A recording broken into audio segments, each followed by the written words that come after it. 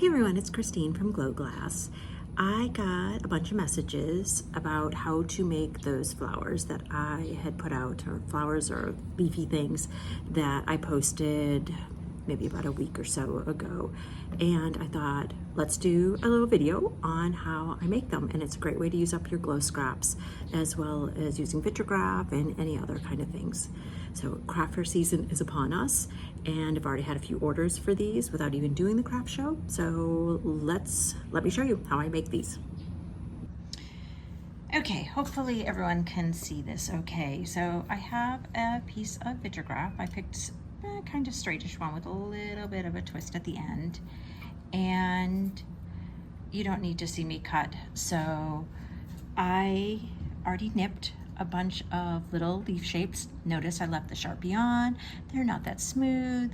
Remember, this is fusing. We don't need to be so precious with it. Everything will round out. And I'm just going to start assembling. I am doing glow side down on these, and there's a reason why. The glow does not like glue, and I am going to be gluing some stuff on here, and I don't want it to affect the glow. So I'm just gonna kind of play with the placement a little bit on these.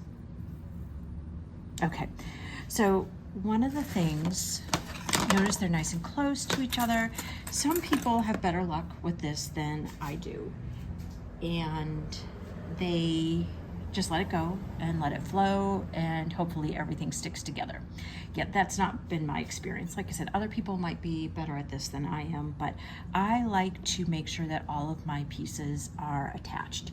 So I'm going to get out some nippers, and I've got some thin strips of clear already cut out, and just gonna nip them down to size.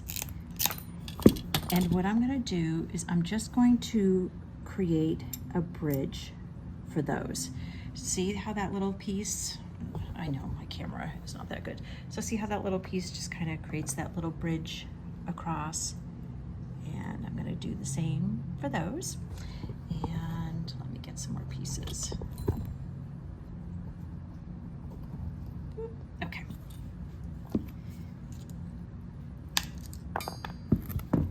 And we're gonna do again right there. And again, long enough. And even though that is kind of wonky, remember everything goes down when you fire it. So if I had a really kind of wonky piece of Vitrograph, something like this that has some height to it, it's going to fuse flat down. So just something to kind of keep in mind. And I want to kind of tie the colors in. So you can either use super glue. I love this brand of super glue. If you're special like I am, you want to make sure you have a debonder here, and because you might get on your fingers and kind of stick to everything. So, but you can also use Elmer's glue, and just remember, a little goes a long way. We don't want to flood our piece with lots of glue. And what I'm going to do is just kind of put some on there, put some on there. And the purpose of this glue is I'm going to put some frit on there. So I made frit out of the same color that I used for the stem. And I'm just going to sprinkle some frit. And I don't care if it makes a mess. I will brush that away later. When you're using glue for fused glass, just remember that the point of the glue is just to keep it from point A, which is right here, to point B, which is the kiln. You can't do anything crazy with the glue and expect that it's going to do something really magical with your piece. Like you can't take a piece of Morini and glue it straight up and it's gonna stay like that. Not gonna happen. That glue is gonna burn off before anything starts to happen to that glass. So,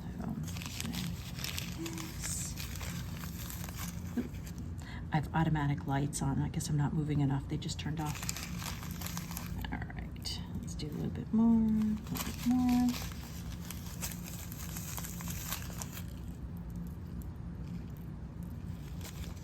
Okay. And let's see if we can see the glow that's going to happen on this. So I did pick a longer stem, and even though they're different colors, I did pick the same color glow. I am going to do another video about this, but some glow colors do bully out other glow colors. Some of you who have ordered glow have noticed this, that by themselves they look okay. Put them together and one of them doesn't look so good because the other color actually kind of bullies out that other color. Green is always going to be the brightest because of how our eyes work. Even though they've absorbed the same amount of energy and they are expending the same amount of energy, our eyes will always see green the best. Okay, so there's that one right there. And I'm going to, when I put this in the kiln, I'll just make sure that these little pieces are okay, just to kind of create the bridge. And I think that's gonna look cute. Like I said, I did want a longer stem on this one. So, okay, let's do another one. Okay, now for another one that I had made. This is very similar to the coral technique to make the coral balls or snowflakes, anything like that. I have a bunch of thin clear strips. You can use any color you want. I happen to love clear. And I am just going to, here, let me put this back in the cameras. Start building. I kind of want a little haphazard. Notice that these have an angle at the edge. They just fit better that way. And I have some smaller ones here that I'm gonna start doing the little branches. And boop. Let's do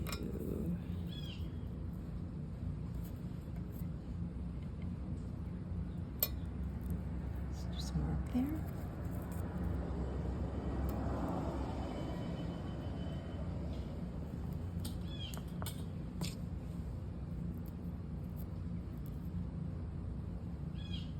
And let's do,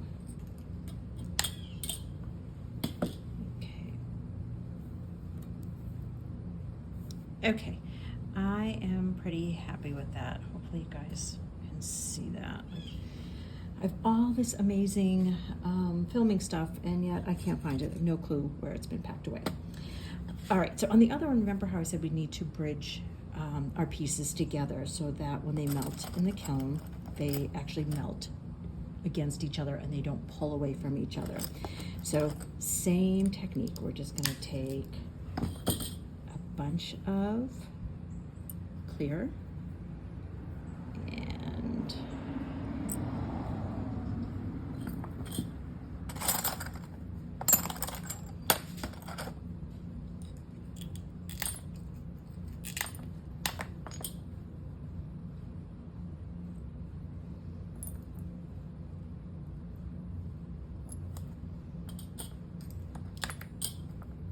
make sure these seams are covered. If you can get another pair of eyes to look at your piece, if you're going to do something larger, it's always good to have another pair of eyes to look at them. I can't tell you how many large coral bowls I've made, and you still kind of end up missing one of the seams. So just want to cover up all the seams. Okay, the other thing I like to do is we're gonna go with our glue, and if we fired this just as is, it would be okay, but we want the little edges to kind of flare out a little bit. So I'm just gonna do little dots at the end. Oh, you guys can't see that. Ugh. All right. And so what this is gonna do, I'm gonna put little glow-in-the-dark marini at the end of them. And so this is going to create an effect where you'll get this little bulb at the end. All right. And for the side that I was obstructing, I'm gonna put a couple here. I think that's gonna be cute. I am going to dip these in glue first so that you can see what I'm doing. My hand isn't in the way with the glue.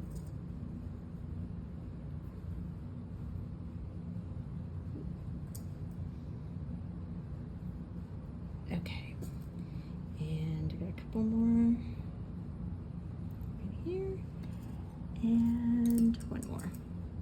I think I got everything. Okay, I want to add frit to this. So even though it's yellow, I've got a green glow. So I think I'm going to add some green glow frit to this. You can spray this with hairspray. Little goes a long way. And then you can sprinkle your frit on that way. I am just gonna do like little droplets of glue. Just let it stick where it lands. And then once I get it in the kiln safely, I might go back in and sprinkle some more in there. Oops, I just knocked you over. Okay. And let's put you back. Okay, so I have my frit here, green, and I'm just gonna go in and I'm just gonna sprinkle, sprinkle, sprinkle.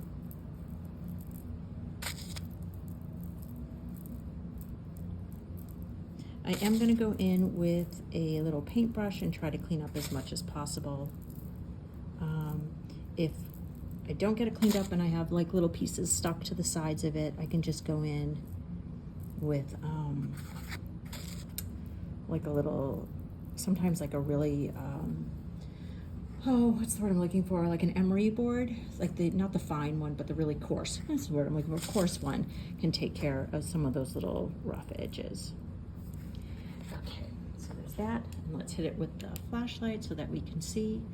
Oh, I think that's gonna be pretty. Okay, so there's just a couple different ones. There's lots more. If you guys are interested, I will do even more, but these are just the basics.